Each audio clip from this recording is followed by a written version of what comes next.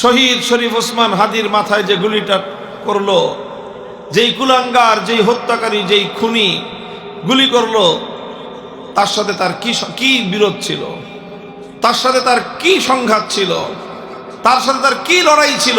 কিছুই ছিল না। শুধুমাত্র সে ভাড়াটে খুনি হিসেবে কিছু টাকার বিনিময়ে একজন নিরপরাধ মানুষ, যার 8 মাসের একটা শিশু সন্তান রয়েছে, যার নবপরিণীতা একজন স্ত্রী রয়েছে, যার আপনজন রয়েছে, এই 8 মাসের শিশু সন্তানের মাথার উপর থেকে পিতৃ স্নেহটাকে, এই পিতৃ ছায়াটাকে সরিয়ে দেওয়ার মতো বর্বর চিন্তা একজন নবপরিণীতা, একজন তরুণী, একটা তরুণী মেয়ের জীবন থেকে, তার স্বামীর সোহাগ থেকে তাকে বঞ্চিত করার মতো এই নৃশংস চিন্তা, এই ভয়াবহ বর্বর চিন্তা যেই সমাজ করতে পারে, যেই সমাজের মানুষগুলো করতে পারে, যেই সমাজের হায়ার এডুকেটেড এই খুনি একটি বিশ্ববিদ্যালয় থেকে সর্বোচ্চ ডিগ্রিধারী, তোমরা যেই সমাজকে সভ্য সমাজ বলো, তোমরা যেই সমাজকে উন্নত সমাজ বলো, আমি সেই সমাজকে বর্বর, অসংখ্য আর জঙ্গলি সমাজ বলতে চাই।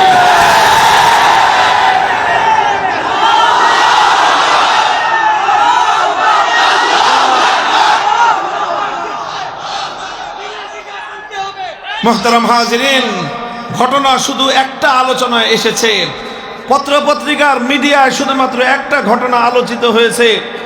ওসমান হাদির মতো একজন আলোচিত ব্যক্তিকে, জনপ্রিয় ব্যক্তিকে হত্যা করার কারণে বিষয়টা লাইমলাইটে এসেছে, আলোচনায় এসেছে।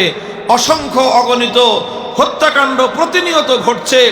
5ই আগস্টের পর থেকে এই পর্যন্ত যারা ভালো, তুলনামূলকভাবে এই সমাজের যেই দল, যেই অংশটা তুলনামূলকভাবে ভালো বিবেচনা করা হয়, তারা শুধুমাত্র অন্তর্দ্বন্দ্বে জড়িয়ে, শুধুমাত্র ক্ষমতার দ্বন্দ্বে জড়িয়ে, আধিপত্যের লড়াইয়ে কতগুলো মায়ের কোল খালি হয়েছে, কতগুলো সন্তান ইতিম হয়েছে, আমার কতগুলো বোন বৈধব্যের এই ভয়াল ছবলে তারা আক্রান্ত হয়েছে, তার পরিসংখ্যান যদি করা হয়, এই সমাজকে মানুষের সমাজ বলার চেয়ে একটি বর্বরতার সমাজ বলাই অধিক যুক্ত হয়।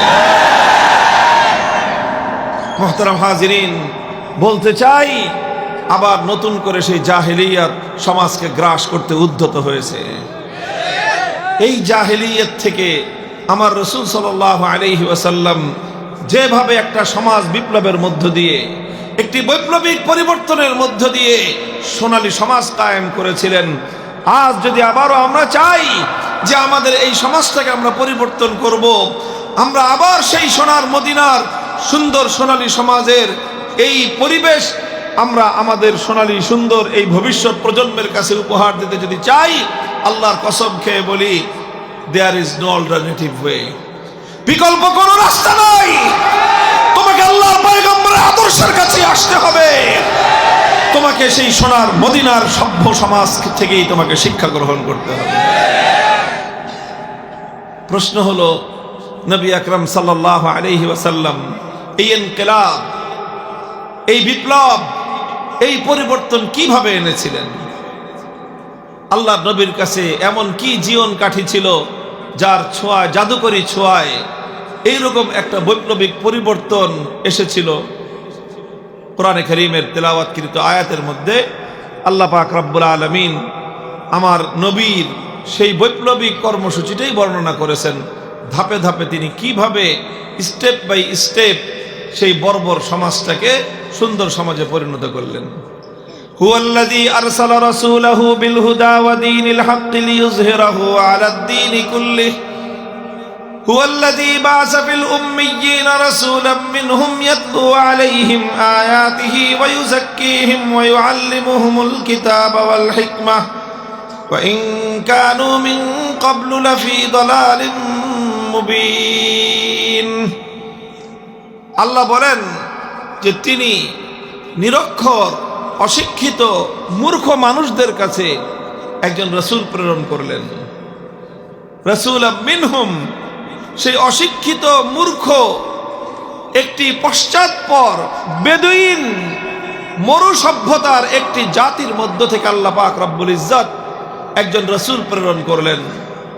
সেই রাসূল 4 দফা কর্মসূচি নিয়ে আল্লাহর পক্ষ থেকে আগমন করলেন। কয় দফা কর্মসূচি? এক নম্বর কর্মসূচি ছিল ইয়াতলু আলাইহিম আয়াতিহি, তিলাওয়াতে কিতাবুল্লাহ। দুই নম্বর কর্মসূচি ছিল তালিমে কিতাবুল্লাহ। তিন নম্বর কর্মসূচি ছিল তালিমে হিকমত। চার নম্বর কর্মসূচি ছিল তাজকিয়া। তিলাওয়াতে কিতাবুল্লাহ, তালিমে কিতাবুল্লাহ, হিকমতু কিতাবিল্লাহ, আত-তাজকিয়াতু বিকিতাবিল্লাহ। চার কর্মসূচির মাধ্যমে সেই বর্বর অসভ্য মানুষগুলোকে আল্লাহর পয়গম্বর সাল্লাল্লাহু আলাইহি ওয়াসাল্লাম সোনার মানুষে পরিণত করেছিলেন। জাহেলি যুগকে তিনি আলোকিত যুগে রূপান্তরিত করেছিলেন। চারটা কাজ, আলোচনা তো লম্বা করব না, চারটা কাজের ছোট্ট ছোট্ট একটু বিশ্লেষণ করে কিভাবে আল্লাহর নবী কাজগুলো করেছিলেন এবং এই চার কাজের ধাপগুলো বর্ণনা করে একটা উপসংহার টেনে আলোচনা সমাপ্তির দিকে নিয়ে যাব। রাসূল আকরাম সাল্লাল্লাহু আলাইহি ওয়াসাল্লামের সর্বপ্রথম বুনিয়াদি কর্মসূচি, আল্লাহর নবী যে বিপ্লব করেছিলেন, সেই বিপ্লবের ভিত, সেই বিপ্লবের বুনিয়াদ ছিল তিলাওয়াতু কিতাবিল্লাহ, ইয়াতলু আলাইহিম আয়াতিহি।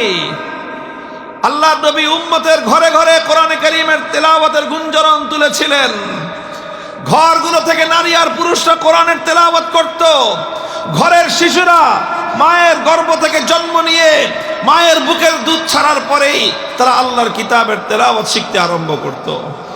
বৃদ্ধ বৃদ্ধা, যুবক যুবতী, শিশু কিশোর, এমনকি একেবারে সদ্য নবজাতক কিছুদিন পরেই যখন তার মুখে কথা ফুটত, তখন তার মুখের কথায়, মুখের ভাষায় আল্লাহর কোরআনে কারীমের আয়াত তেলাওয়াত হতে থাকত। ইয়াতলু আলাইহিম আয়াতিহি, তেলাওয়াতে কিতাবুল্লাহ, এটা ইসলামের, আল্লাহ রাসূল সাল্লাল্লাহু আলাইহি ওয়াসাল্লামের সর্বপ্রথম এবং সবচেয়ে বুনিয়াদি বৈপ্লবিক কর্মসূচি। এটা খুব ভালো করে বুঝতে হবে। আমরা অনেকে কোরআনে কারীমের তেলাওয়াতকে একটা মামুলি বিষয় মনে করি। আমরা মনে করি ৮-১০টা কিতাব যেরকম পড়া, কোরআনে কারীমের তেলাওয়াত, কোরআন পড়া, এটাও এরকম একটা পড়া। অনেকে আবার এক ধাপ অগ্রসর হয়ে এটাও বলে যে কোরআনে কারীম না বুঝে পড়লে কি লাভ, এটা শুধুমাত্র তোতা পাখির মতো রটনা করলে লাভ আছে কোনো? মুহতারাম হাজিরিন, যারা এরকম কথা বলে তারা মূলত আল্লাহর কোরআনে কারীমের তেলাওয়াতের যে সত্যিকার পাওয়ার এবং তার শক্তি সম্পর্কে অজ্ঞ, জানে না। কোরআন আর 10টা কিতাবের মতো নয়, মানুষের লেখা কোনো গ্রন্থের মতো নয়। তুমি কাব্যগ্রন্থ না বুঝে পড়লে কবিতার মর্মার্থ তুমি বুঝবে না। গল্পের বই না বুঝে পড়লে গল্পের স্বাদ তুমি পাবে না। উপন্যাসের বই না বুঝে পড়লে উপন্যাসের চরিত্রগুলোকে তুমি ধারণ করতে পারবে না। কোন দর্শন শাস্ত্রের বই না বুঝে পড়লে দার্শনিক হতে পারবে না। তুমি সায়েন্সের বই, মেডিকেল সায়েন্সের বই না বুঝে পড়লে ডাক্তারি বিদ্যার কিছুই তুমি বুঝতে পারবে না। যে কোনো ইঞ্জিনিয়ারিং এর বই না বুঝে পড়লে ইঞ্জিনিয়ারিং শাস্ত্র সম্পর্কে তোমার কোনো নলেজ হবে না, কোনো লাভ হবে না, কোনো উপকার হবে না। দুনিয়ার সব গ্রন্থ সম্পর্কে এই কথা বলা যায় যে না বুঝে পড়লে কোনো লাভ নাই, এক্সেপ্ট আল কোরআনুল কারীম। কোরআন এমন এক কিতাব, বুঝে পড়লে যেমন লাভ আছে, না বুঝে পড়লেও কোরআন মানুষের হৃদয়ের মধ্যে তার অ্যাকশন এবং তার ক্রিয়া সে করতেই থাকে। মুহতারাম হাজিরিন, হাদিসের পাতাগুলিতে হযরত আবু বকর সিদ্দিক রাদিয়াল্লাহু তাআলা আনহুর ঘটনা বর্ণিত হয়।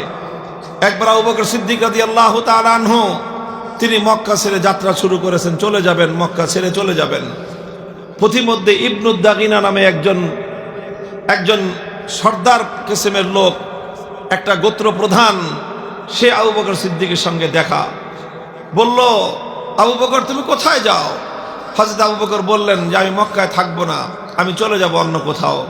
কেন চলে যাবে? মক্কার মানুষজন আমার সাথে খুব অসদাচরণ করতেছে, তারা দুর্ব্যবহার করতেছে, তারা আমার উপর জুলুম করতেছে, এই জন্য আমি আর মক্কায় না থাকার সিদ্ধান্ত নিয়েছি। ইবনু দাগিনা বলল যে আবু বকর, তোমার মতো মানুষ যদি মক্কা থেকে চলে যায়, এটা মক্কার জন্য ডিসক্রেডিট হবে, এটা মক্কার মানুষের জন্য কলঙ্ক বয়ে আনবে। আরবের মানুষরা মক্কার মানুষকে খারাপ মনে করবে, বলবে যে যেই সমাজ যেই এলাকার মানুষ আবু বকরকে তাদের এলাকায় রাখতে পারে না, আবু বকরের মতো মহানুভব মানুষ যেই এলাকার মানুষের উৎপীড়নের কারণে এলাকা ছেড়ে চলে যায়, সেই এলাকাটা খুবই বাজে এলাকা, সেই এলাকার মানুষ খুব খারাপ, বদনাম চারিদিকে ছড়ায় যাবে, কাজেই তুমি এই এলাকা ছেড়ে যেতে পারবে না, তোমার কি সমস্যা আমি দেখব।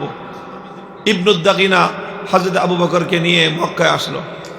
মক্কায় এসে মক্কার লোকজনদেরকে জমায়েত করলো। লোকজনদেরকে জমায়েত করে বলল যে দেখো, আবু বকরের মতো পরোপকারী মানুষ, যার সম্পদের দ্বারা দরিদ্রের উপকার হয়, যার আহারের দ্বারা ক্ষুধার্ত মানুষের তার ক্ষুধা মিটে, যার সম্পদের দ্বারা অসুস্থ মানুষের চিকিৎসা হয়, এই রকম একজন মহানুভব পরোপকারী মানুষ যদি এই এলাকায় থাকতে না পারে, তাহলে এই এলাকার মানুষের জন্য একটা চরম দুর্ভাগ্যের বিষয় হবে, তাদের জন্য দুর্নামের কারণ হবে। কাজেই তোমরা আবু বকরকে উৎপীড়ন করো না, তার সঙ্গে অসদাচরণ করো না, আবু বকরকে মক্কায় থাকতে দাও। মক্কার লোকেরা বলেছিল ঠিক আছে, আবু বকর থাকবে, আমাদের কোনো আপত্তি নাই, সে আমাদের বাপদাদার ধর্ম ছেড়ে মুহাম্মদের ধর্ম গ্রহণ করেছে সাল্লাল্লাহু আলাইহি ওয়াসাল্লাম, সেটা নিয়েও আমাদের আপত্তি নাই, সে তার ধর্মকর্ম করুক, সে তার নবী নামক তার মুহাম্মদ সাল্লাল্লাহু আলাইহি ওয়াসাল্লামের উপর নাজিলকৃত কোরআন পড়ুক, সেটা নিয়েও কোনো আমাদের আপত্তি নাই, কিন্তু আমাদের শুধু একটা শর্ত মানতে হবে। কি শর্ত? আবু বকর কোরআন তেলাওয়াত করবে, সে তার ঘরের বাইরে আঙ্গিনায় তেলাওয়াত করে, উঠানে দাঁড়িয়ে তেলাওয়াত করে, ওটা করতে পারবে না। সে তার ঘরের ভিতরে দরজা বন্ধ করে জানালা বন্ধ করে সারা দিন রাত 24 ঘন্টা তেলাওয়াত করুক, আমাদের কোনো আপত্তি নেই। আরে ভাই, এটা কেমন কথা? ঘরের মালিক আবু বকর, উঠানের মালিকও তো সেই, তো সে তার উঠানে দাঁড়ায় তার কোরআন পড়বে, তোমার সমস্যা কি? না, সমস্যা আছে, আমাদের বিরাট সমস্যা। তোমাদের কি সমস্যা? আবু বকর তার বাড়িতে দাঁড়ায় তার উঠানে দাঁড়ায় কোরআন তেলাওয়াত করলে, সে যদি উন্মুক্ত জায়গায় দাঁড়িয়ে কোরআন তেলাওয়াত করতে আরম্ভ করে, তাহলে সমস্যা যেটা হয় যে আবু বকরের এই আবেগ মাখা কণ্ঠের কোরআনের তেলাওয়াত, এটা হ্যামিলনের বাঁশিওয়ালার মতো আমাদের ঘরগুলো থেকে আমাদের ছোট ছোট বাচ্চাদেরকে, আমাদের নারীদেরকে, গোটা এলাকার মানুষকে এমন ভাবে আকর্ষণ করতে থাকে, লোহাকে যেরকম চুম্বকের মতো আকর্ষণ করতে থাকে। আমরা আমাদের ঘরগুলোতে আমাদের বাচ্চাদেরকে পর্যন্ত বেঁধে রাখতে পারি না। পঙ্গপালের মতো আবু বকর সিদ্দিকের কোরআনের তেলাওয়াত শোনার জন্য তার বাড়ির কাছে এসে সবাই হুজুম করে, ভিড় করে। মুহতারাম হাজিরিন, এটা তো কোনো বানানো গল্প নয়, এটা সেই সকল মানুষদের স্বীকৃতি যারা কোরআনের আলোকে, কোরআনের আওয়াজকে নিস্তব্ধ করে দেওয়ার জন্য ষড়যন্ত্র করত। তারাও স্বীকার করত যে এই কোরআনের তেলাওয়াতের মধ্যে এমন এক জাদু আছে, কোরআনের তেলাওয়াতের মধ্যে এমন এক জাদুকরী ক্ষমতা আছে যে এটা মানুষকে যখন আকৃষ্ট করা শুরু করে, পৃথিবীর কোনো শক্তি তাকে বেঁধে রাখতে পারে না। হুয়াল্লাযী বা'আসা ফিল উম্মিয়্যিনা রাসূলাম মিনহুম ইয়াতলু আলাইহিম আয়াতিহি। এজন্য আল্লাহ পাক রব্বুল আলামিন তার পয়গম্বরকে সর্বপ্রথম সবচেয়ে বুনিয়াদি যেই কর্মসূচি দান করেছেন, সেই কর্মসূচির নাম হলো তেলাওয়াতে কিতাবুল্লাহ। বন্ধুগণ, কোরআনে কারীমের এই তেলাওয়াত, এটা মুসলমানদের ঘরে ঘরে, মুসলমানদের ঘরে ঘরে এটা শুধুমাত্র একটা কিতাবের তেলাওয়াত নয়, বরং মুসলমানদের ঘরকে, মুসলমানদের পরিবারকে, মুসলমানদের সমাজকে, মুসলমানদের এলাকা এবং দেশটাকে সকল পাপ পঙ্কিলতা এবং বিজাতীয় আগ্রাসন থেকে জাতিকে সংরক্ষণ করবার মহা ঔষধ। আরে ভাই, কোরআন তেলাওয়াতের বিরুদ্ধাচরণ এজন্য এভাবেই তারা করে না, সাদা মানে কোনো কারণ ছাড়া তারা করে না। নানাভাবে মুসলিম সমাজকে কোরআনের তেলাওয়াত থেকে বঞ্চিত করবার জন্য বহুমুখী ষড়যন্ত্র তাদের। আগে এক সময় আমাদের দেশের সাধারণ শিক্ষা প্রতিষ্ঠান, স্কুলের সময় শুরু হতো এমন একটা সময়, এই 8টা 9টা 10টা সকালবেলা সাবাহি মক্তবে বাচ্চারা কোরআন তেলাওয়াত শিখতো। নানা কৌশলের মাধ্যমে কিন্ডারগার্টেন এটা সেটা নাম দিয়ে ঘরে ঘরে, পাড়ায় পাড়ায়, মহল্লায় মহল্লায়। ওই যে আমাদের একটা মন্ত্রী ছিল আগে, বলছিল ব্যাঙ্গের ছাতার মতো মাদ্রাসা গজে উঠছে। ব্যাঙ্গের ছাতার মতো মাদ্রাসা গজিয়ে ওঠে না, ব্যাঙ্গের ছাতার মতো এই সকল কিন্ডার গার্ডেন গজায় উঠছে। কিন্ডার গার্ডেনকে আমরা ব্যাঙ্গের ছাতা বলি না। শিক্ষা প্রতিষ্ঠান, যে কোনো শিক্ষা প্রতিষ্ঠান হোক, আমরা সেগুলোকে অনার করি, সম্মান জানাই এবং আমরা এগুলোকে স্বাগত জানাই। কিন্তু কথা হলো, যেই শিক্ষা প্রতিষ্ঠান গড়ে উঠে মুসলমানের সন্তানকে আল্লাহর কোরআনের তেলাওয়াত থেকে বঞ্চিত করার জন্য, যেই শিক্ষাঙ্গনের সকল কর্ম পরিকল্পনা তৈরি হয় মুসলমানের সন্তানদেরকে কোরআনী শিক্ষা থেকে, কোরআনের আলো থেকে বঞ্চিত করার জন্য, সেটাকে আমরা ষড়যন্ত্র ছাড়া আর কিছুই অভিহিত করতে পারি না।